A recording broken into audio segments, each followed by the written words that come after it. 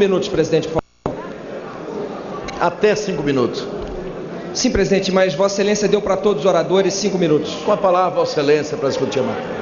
5h47. Presidente, senhoras e senhores deputados.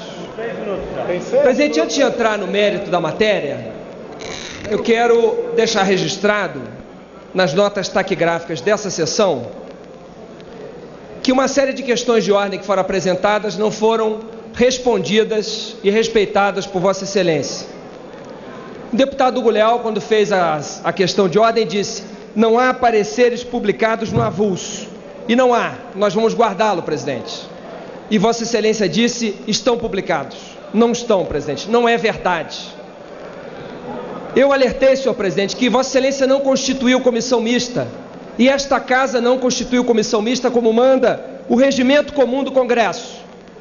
E Vossa Excelência disse que não foi constituída a comissão mista porque o prazo constitucional foi expirado, quando isso não é verdade, presidente. O prazo constitucional não impede a constituição de comissão mista, impede que se vote matéria sem se respeitar o tratamento da pauta. Então Vossa Excelência também não respeitou essa questão de ordem. Eu disse a Vossa Excelência, e agradeço o respeito dos colegas, que a discussão tem que ser item a item, alertando para o artigo 38. Vossa Excelência não respondeu. Disse que, com base no artigo 106, pauta o que quiser, porque quem preside o Congresso é Vossa Excelência. Vossa Excelência não respeitou mais essa questão de ordem. O regimento comum, presidente, diz que os oradores podem usar até 20 minutos. E Vossa Excelência, de forma autoritária, reduziu esse tempo para 5 minutos. Vossa Excelência está sendo injusto. Presidente, eu peço que Vossa Excelência me ouça, como ouvi Vossa Excelência desde o início. Vossa Excelência está sendo injusto. Vossa Excelência, de forma autoritária, repito, reduziu o tempo dos oradores para o tempo de 5 minutos, quando o regimento comum do Congresso nos garante o tempo de 20 minutos. Aqueles que hoje são maioria, deputado Lorenzoni, amanhã serão minoria. O atropelo das regras coloca em risco, sobretudo, presidente, as minorias parlamentares, que são sempre eventuais. E Vossa Excelência também não respeitou o artigo que nos garante 20 minutos. Vossa Excelência quer que em 5 minutos falemos de 142 dispositivos. Ou seja, Vossa Excelência concede a cada orador que use 2 segundos para falar de cada veto. 142 vetos. E nós temos aqui dessa tribuna 2 segundos para falar de cada um deles. Senhor presidente, é por isso que a bancada do Rio de Janeiro não vai participar da votação.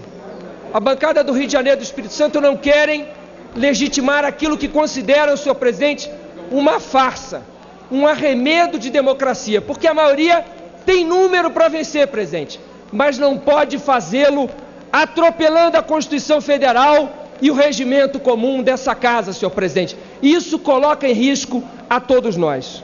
Senhor presidente, eu quero, por fim, dizer que eu tinha apresentado 2 requerimentos de adiamento da votação.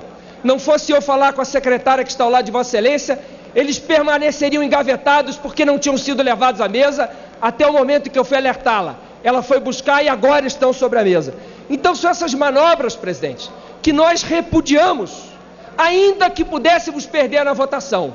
Mas a maneira antidemocrática, inconstitucional e antirregimental que se usa para atropelar e para esmagar uma minoria, ferem o devido processo legislativo e certamente, presidente, serão levadas ao Supremo Tribunal Federal mais uma vez, o que vai comprovar o fracasso da política e a nossa incapacidade de construir uma saída negociada que eu tentei até o último minuto, inclusive recorrendo a Vossa Excelência, construir para que os não produtores recebessem imediatamente. Senhor presidente, a presidente da República vetou esse projeto de lei por inconstitucionalidade. Senhor presidente, foram 3 as razões do veto. O desrespeito ao artigo 20, parágrafo 1º, que diz que isso é direito dos estados, e essa casa vai passar por cima disso para derrubar o veto. A presidente invocou o artigo 5º, inciso 36, falando do direito adquirido, do ato jurídico perfeito e da coisa julgada. E essa casa quer passar por cima disso. A presidente invocou o equilíbrio orçamentário. E essa casa vai atropelar esse princípio. Se prevaleceu a insensatez e vai se confrontar não apenas com o Poder Executivo e nem apenas com o Supremo, mas com a Constituição que nós juramos defender quando tomamos posse, senhor presidente. Eu quero caminhar e pedir a Vossa Excelência o mesmo minuto que Vossa Excelência concedeu a todos, extra no meu tempo, e quero dizer, senhor presidente, por fim o seguinte: além do Rio de Janeiro e do Espírito Santo e de São Paulo, eu alerto aqui a bancada paulista, o estado que mais perderá recursos no médio prazo será São Paulo. Além desses, os estudos publicados recentemente mostram que Bahia, Rio Grande do Norte, Sergipe e Amazonas perderão com a derrubada do veto.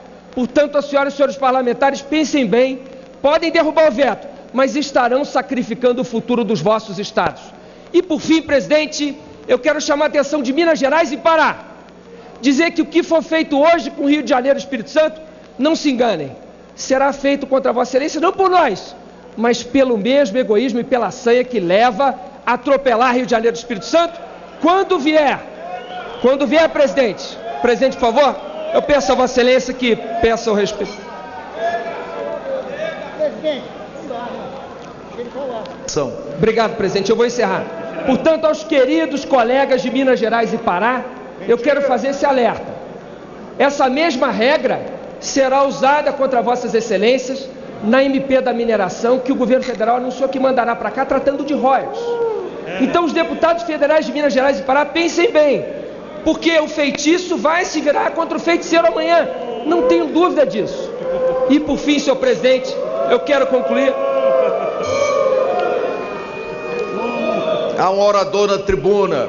Eu peço a todos que me ouçam, ainda que possam discordar, e eu respeito o direito de todos, quero apenas ser ouvido, presidente. Muito obrigado, eu agradeço a Vossa Excelência por me dar a liberdade de falar. Por fim, presidente, eu quero dizer apenas o seguinte: essa casa pode derrubar esse veto hoje, o que será uma noite triste na história do Congresso. Vai se instalar uma guerra federativa sem precedentes, e cujas consequências ninguém pode prever. Mas enquanto existir a Constituição, presidente, o Supremo Tribunal Federal, podem ter certeza, Vossa Excelência, vai ter que dar uma lição a essa casa e declarar que essa decisão é inválida e essa vitória... encerrou. Chama outro.